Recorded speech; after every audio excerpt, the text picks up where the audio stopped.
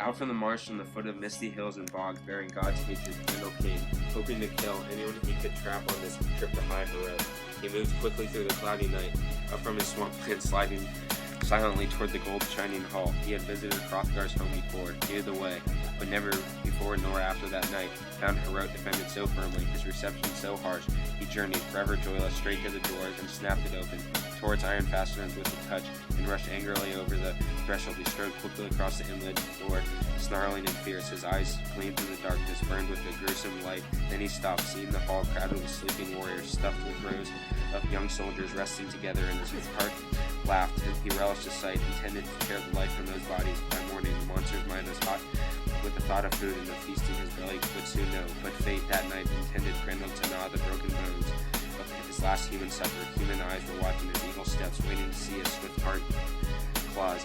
Grendel snatched at the first gate he came to and ripped him apart, cut his body to bits with powerful jaws, drank the blood from his veins, and bolted him down, hands and feet, death. And Grendel's great teeth came together, snapping life shut. Then he stepped to another still body, clutched at Beowulf with his claws, grasped at a strong-hearted wakeful sleeper, and was instantly seized himself. Claws bent back as Beowulf leaned up on one arm. That shepherd of evil, guardian of crime, knew at once that nowhere on earth had he met a man whose hands were harder. His mind was flooded with fear, but nothing could take his talents and himself from that tight part of it. Grendel's one thought was to run from Beowulf, flee back to his marsh and hide there. This was a different Harrow than the hall he had emptied, but Higlac's follower remembered his final boast, and standing erect, stopped the monster's flight, fastened those claws in his fists till they cracked, clutched Grendel closer. The infamous killer fought first freedom, wanting no flesh but retreat, desiring nothing but escape.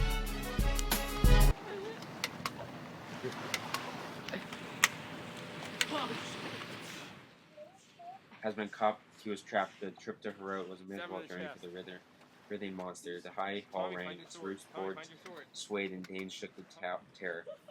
Down the aisles the battle swept, angry and wild. Harrow trembled, wonderfully built to withstand the blows. Struggling great bodies beating at its beautiful walls, shaped and fastened with iron inside and out, artfully worked. The building stood firm. You're dying. Rattled, fell to the floor, and gold-covered boards grated as Grendel and Beowulf battled across them. Hrothgar's wise men had fashioned Harrow to stand forever. Only fire they had planned could shatter what such skill had put.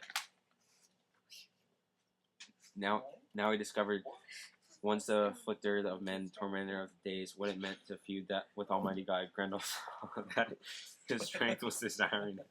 His claws bound fast, Higlac's brave follower tearing at his hands. The monster's hatred rose higher, but his power had gone. He twisted in pain, and the bleeding sinews deep in his shoulders snapped. Muscle and bone split and broke. The battle was over. Beowulf had been granted new glory. Grendel escaped, but wounded as he could.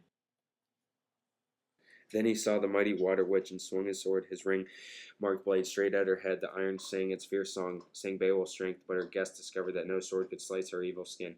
That hunting could not hurt her was useless now when he needed it. That he wrestled, she ripped and tore and clawed at him, bit holes in his helmet, and that too failed him. For the first time in years, of being worn to war, it would earn no glory. It was the last time anyone would wear it, but Beowulf longed only for fame. Leaped back into battle. He tossed his sword aside, angry, and steel-edged blade lay where he dropped it. If weapons were useless, he'd use his hands and strengthen his fingers. So fame comes to the men who mean to win it.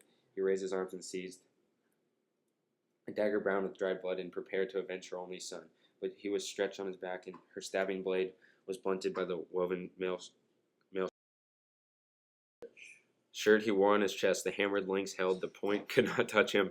He had traveled to the bottom of the earth, Edgo's son, and died there. If that shining woven metal had not helped, and holy God, who sent him victory, gave judgment for truth and right, ruler of the heavens. Once Beowulf was back on his feet and fighting. Then he saw, hanging on the wall, a heavy sword hammered by giants, strong and blessed with their magic, the best of all weapons, but so massive that no ordinary man could lift it. Its carved and decorated length. He drew it from its scabbard, broke the chain on its hilt, and then, savage, now angry and desperate, lifted it high over his head and struck with all the strength he had left, caught her in the neck and cut it through.